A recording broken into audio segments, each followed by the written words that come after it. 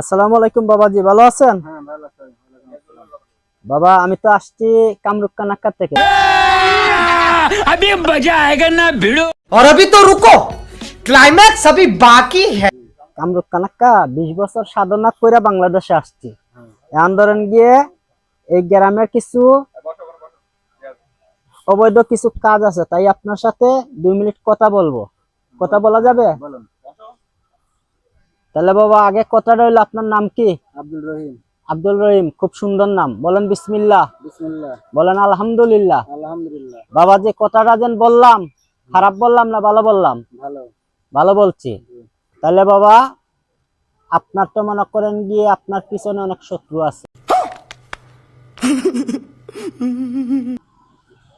এখন ধরেন গিয়ে আপনার পিছনে অনেক শত্রু আছে, আপনার পিছন থেকে ছুরি মারতে চায় কিন্তু পারতাছে না। এখন সেই কথাটা কি বাবা আমি খারাপ বললাম না ভালো বললাম? সঠিক বলেছেন, আপনার বুদ্ধি ভালো। তাহলে আবার বলেন বিসমিল্লাহ। বিসমিল্লাহ। বলেন আলহামদুলিল্লাহ। আলহামদুলিল্লাহ। এখন বাবাজি আপনার সেই বিপদগুলো আমি কাটাইয়া দিব। জি আল্লাহরে বিশ্বাস করেন? জি বিশেষ করি।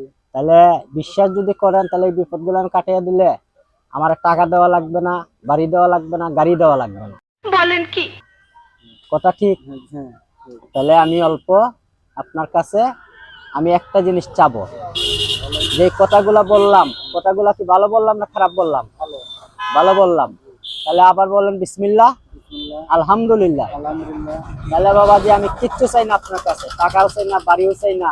আপনার নিজের লোক আপনারা মনে করেন গিয়ে ক্ষতি করতে চায়, আর আমি আপনার এমন একটা তাবিজ দিব, সেই তাবিজের উসিল্লায় আর কেউ আপনার ক্ষতি করতে পারবে না।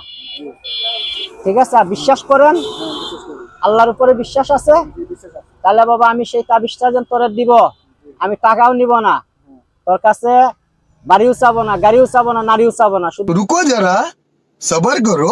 একটা জিনিস চাবো দিবি? হ্যাঁ বলেন। মন থেকে দিবি তো?